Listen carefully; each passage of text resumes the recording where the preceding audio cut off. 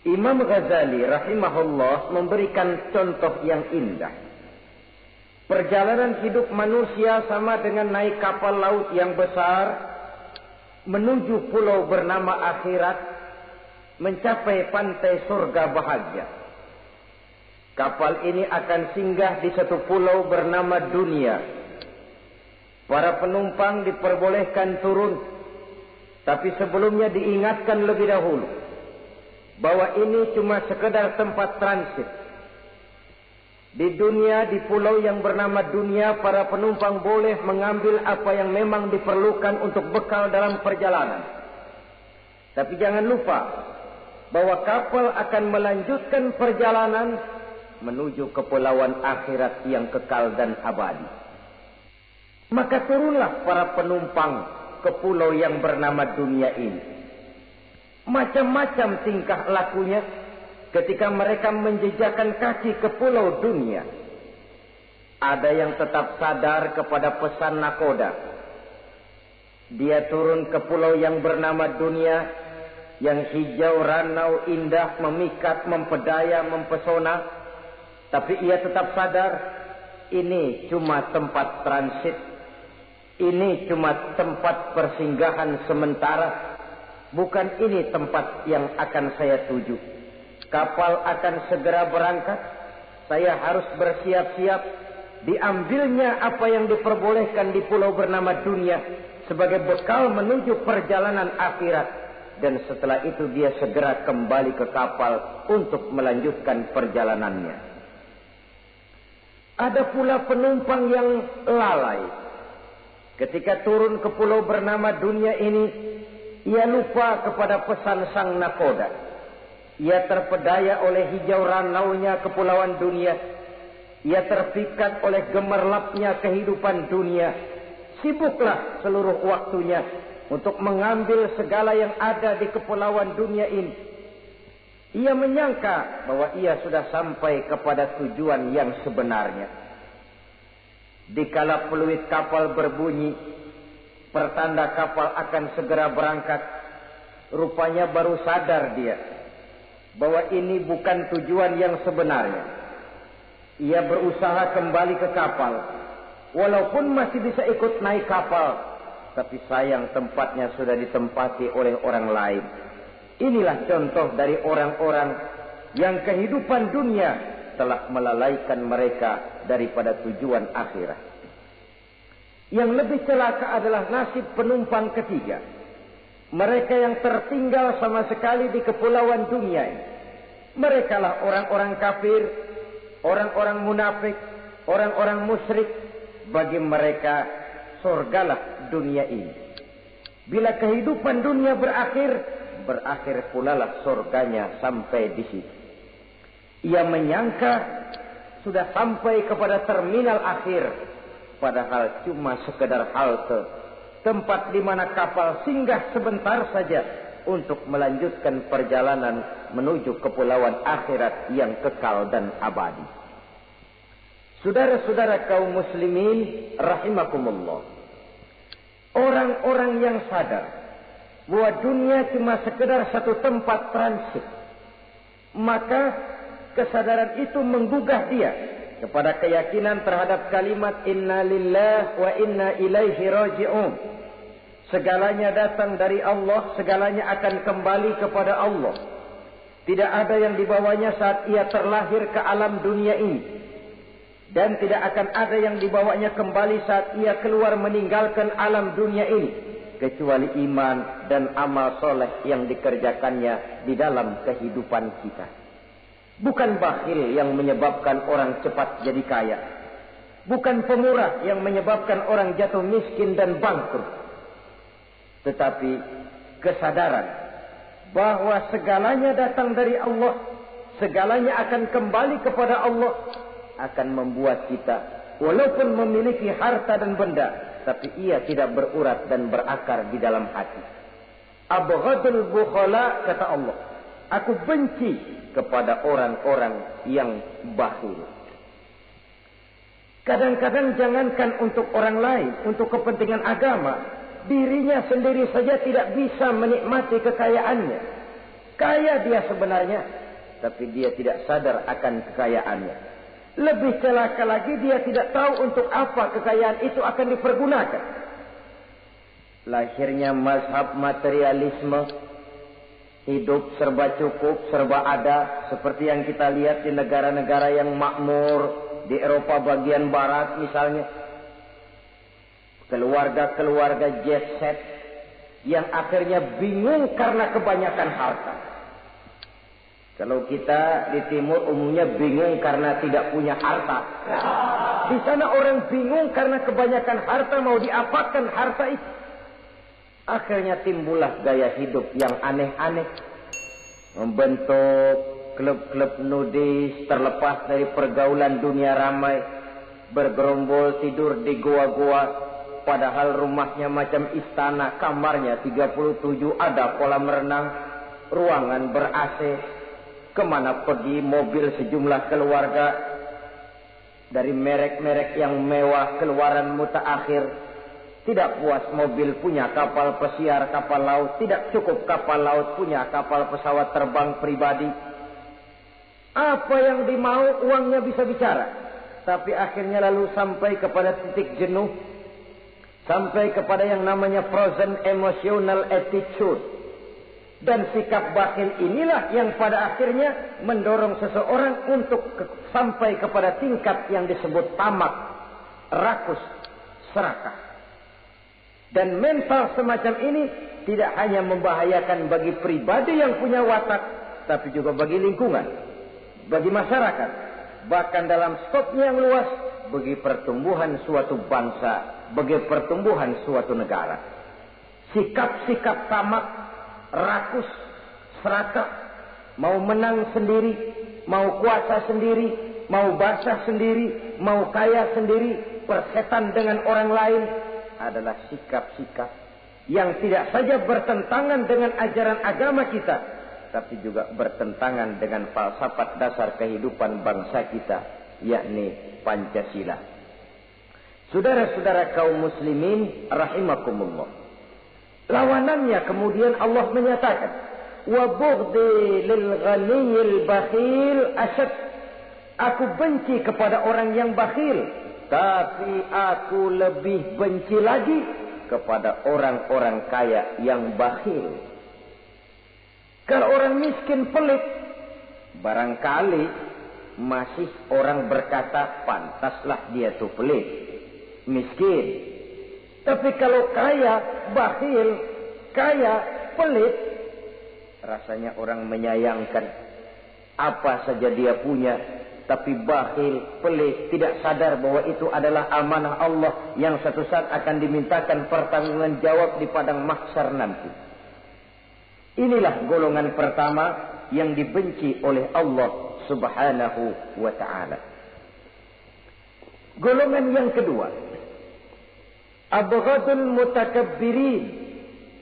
Aku benci kepada orang-orang yang sombong.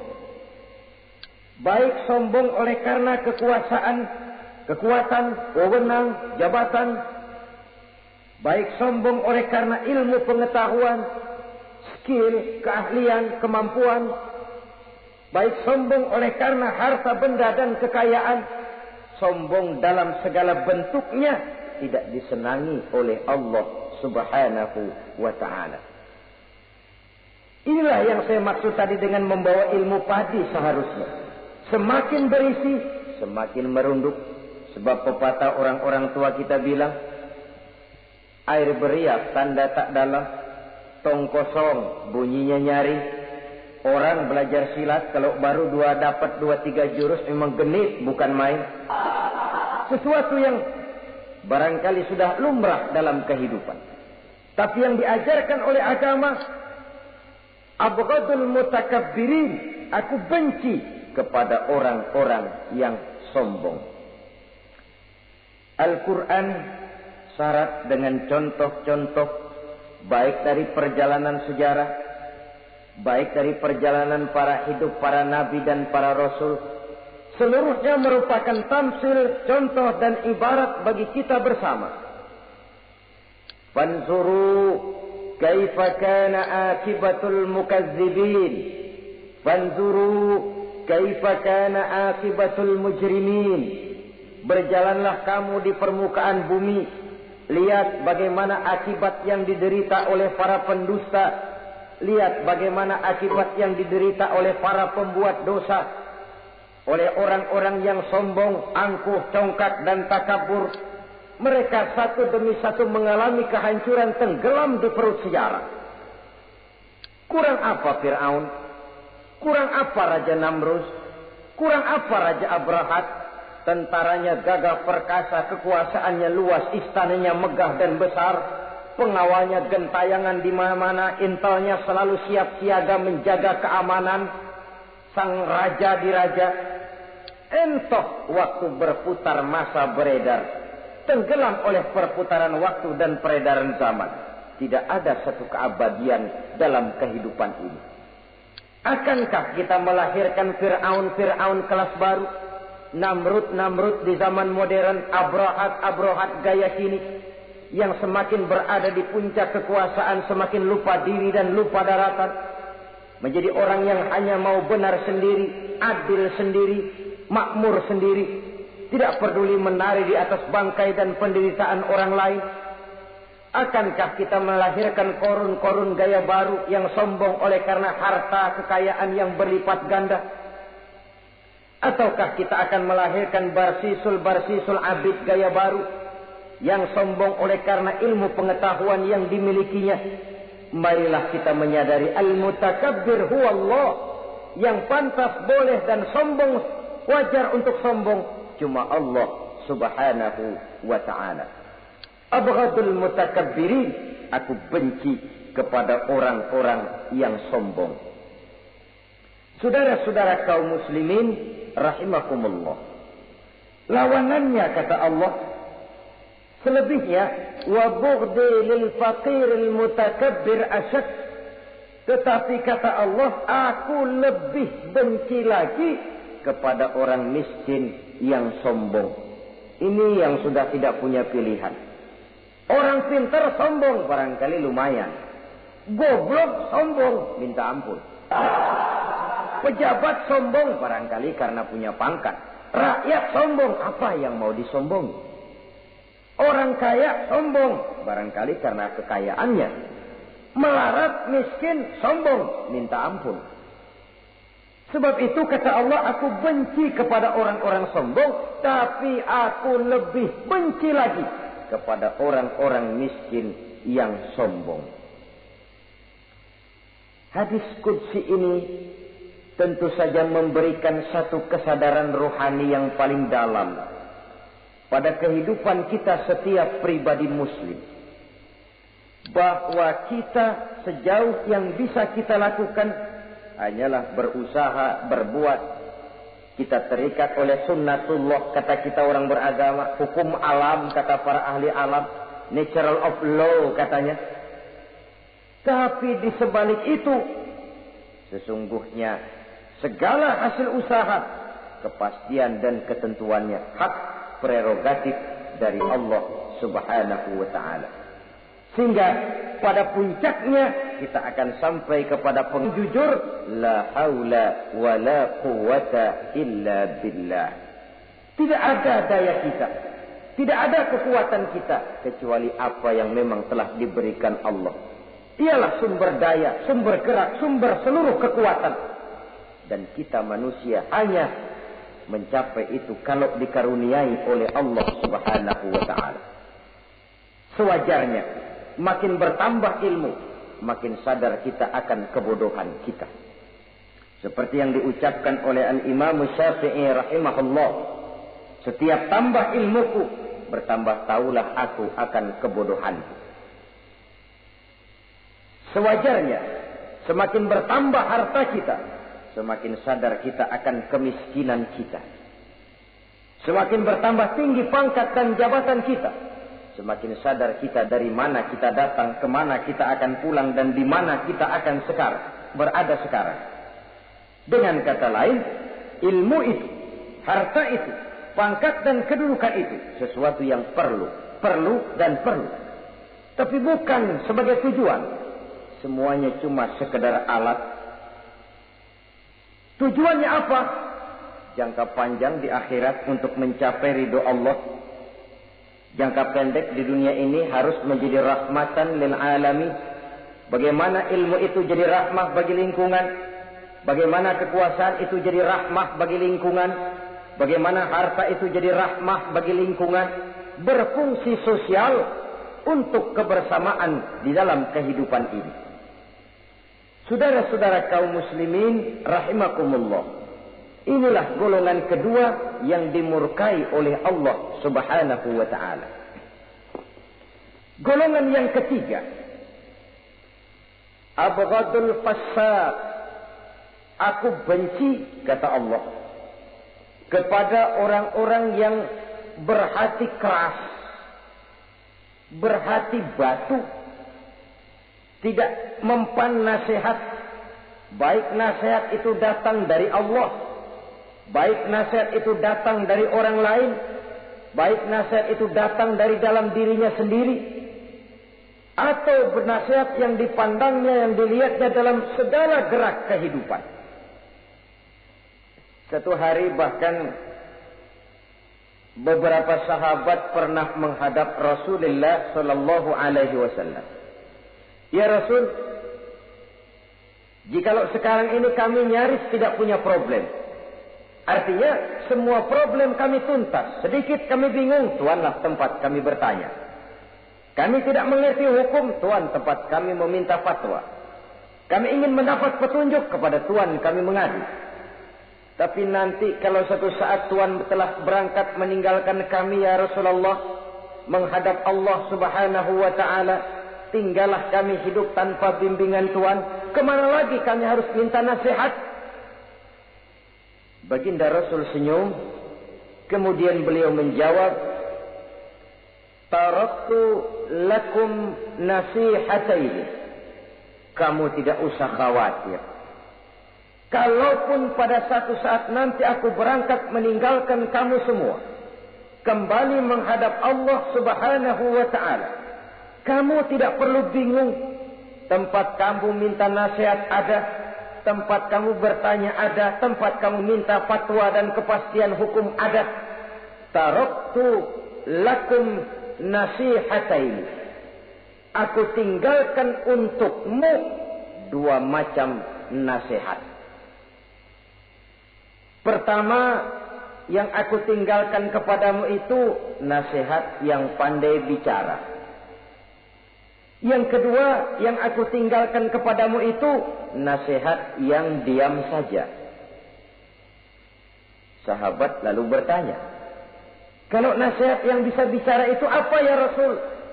Beliau menjawab, Al-Quranul Karim. 6.666 ayat, 30 juz, 114 surah, seluruhnya nasihat bagi umat Islam. Apapun yang akan kau kerjakan, kemanapun kau akan pergi, bertanyalah kepada Al-Quran, minta nasihatnya. Bertanya langsung? Tentu tidak. Bertanya kepada Al-Quran artinya fas'alu ahla dzikri in kuntum la ta'lamun. Jikalau kamu memang tidak mengerti, bertanyalah kepada yang mengerti. Yang mengerti Al-Quran tentu tidak lain para ulama, para kiai, para asatiz, guru-guru yang mengasuh kita di majelis taklim. Nasihat yang pandai bicara, Al-Quranul Karim. Kemanapun saja kaki akan kita langkahkan, ke arah manapun bumi yang akan kita tuju, mintalah lebih dahulu nasihat Al-Quranul Karim. Usaha apapun yang akan kita lakukan, mintalah nasihat kepadanya. Itu nasihat yang pandai bicara. Lalu sahabat bertanya lagi, kalau nasihat yang diam saja itu apa ya Rasul? Beliau menjawab, nasihat yang diam saja itu maut. Diam saja dia, tidak bicara, tapi pasti datangnya. Dan itu jadi nasihat. Kalau sekarang kau menyolatkan orang lain, apa tidak mungkin besok kau disolatkan orang? Kalau hari ini kau antar jenazah temanmu ke liang lahat, entah tahun depan, bulan depan, minggu depan, entah 5-10 tahun yang akan datang, bukankah kau yang akan diantar ke liang lahat? Kau tengoklah temanmu itu. Matanya masih ada tapi sudah tidak sanggup lagi melihat. Jangankan melihat, digerakkan saja pun sudah tidak bisa. Telinganya belum kemana-mana tapi sudah tidak mampu lagi mendengar. Kakinya masih cukup tapi sudah tidak mampu untuk dipakai berjalan. Tangannya masih ada tapi tidak ada lagi yang bisa dipegangnya. Apa yang kurang kalau sudah demikian? Kau tumpuk harta kekayaan untuk 7 turunan, kau sangka kau tidak akan mati karena itu. Kau ingin selalu berada di puncak padahal hidup ini mendaki dan menurun. Ini seluruhnya merupakan nasihat. Orang yang hatinya keras tidak mempan nasihat yang datang dari Allah, Quran dan maut. Nasihat yang datang dari orang lain, kadang-kadang diberikan nasihat, lebih pandai dia berkilah, lebih pandai dia berkelit, lebih pandai dia berjawab. Orang yang memberi nasihat baru bicara 1, dia sudah 10. Nasihat yang datang dari orang lain tidak juga bisa menyentuh hatinya. Atau nasihat yang timbul dari dalam dirinya sendiri. Kulit yang mulai berkerut, uban yang mulai bertabur, gigi yang permisi satu demi satu. Itu kan seluruhnya merupakan nasihat. Tapi orang yang hatinya keras, kasar, istilah kita barangkali sudah kulit badak, muka tembok, kuping kebo, masuk dalam golongan khatamallahu ala qulubihim. Allah sudah tutup cap, Allah stempel hati mereka, tidak masuk lagi nasihat. Na'udzubillah summa na'udzubillah. Beruntung kita kalau oleh Allah ini diberikan hati yang lembut, peka, mudah menerima kebenaran, tidak tertutup terhadap kebenaran. Walaupun kebenarannya itu datang dari seorang budak yang hitam legam. Karena memang agama mengajarkan khuzil hikmata wa la yadurruka min ayyi wi'ain kharajat. Ambillah hikmah, ambillah kebenaran. Tidak usah terlalu kau pedulikan dari mana sumbernya. Asal itu merupakan kebenaran, jadikan sebagai nasihat di dalam kehidupan. Saudara-saudara kaum muslimin rahimakumullah. Rugi dan celaka kita kalau sampai diberikan hati yang keras, kasar, masuk dalam qaswatul qalbi. Hati yang kasar, keras, tidak mempan nasihat apapun. Kalau kadang-kadang masuk telinga kanan, keluar lagi telinga kiri. Tidak pernah singgah di lubuk hatinya walau sebentar sekalipun. Tidak pernah transit. Atau kalaupun transit seperti air di daun talas, mudah bergoyah ke kiri dan ke kanan. Allah benci kepada orang-orang yang hatinya keras. Selanjutnya, wa bughdhi lisaykhil fasik asad. Tapi kata Allah, aku lebih benci lagi kepada orang tua yang hatinya keras. Tua-tua keladi katanya, makin tua makin menjadi. Kalau ada anak muda bandel, nakal, setidaknya orang masih punya harapan. Masih ada orang berkata, ya doain aja dah, mudah-mudahan dia makin dewasa, makin lurus jalan hidupnya, makin benar langkahnya, makin sadar rasa keagamaannya. Masih ada ucapan seperti itu. Tapi kalau sudah tua malah makin gila, orang sudah habis harapan. Paling orang bilang, tuh aki-aki udah asar, udah maghrib, udah dekat ke lubang kubur, bedung maghrib masih nyingsot aja di perapatan. Saudara-saudara kaum muslimin, habis rasanya harapan orang. Aku benci kepada orang yang hatinya keras. Tapi aku lebih benci lagi kepada orang tua yang berhati keras. Kenakalan remaja dibenci Allah. Kenakalan orang-orang tua lebih dibenci oleh Allah Subhanahu wa ta'ala. Saudara-saudara kaum muslimin rahimakumullah.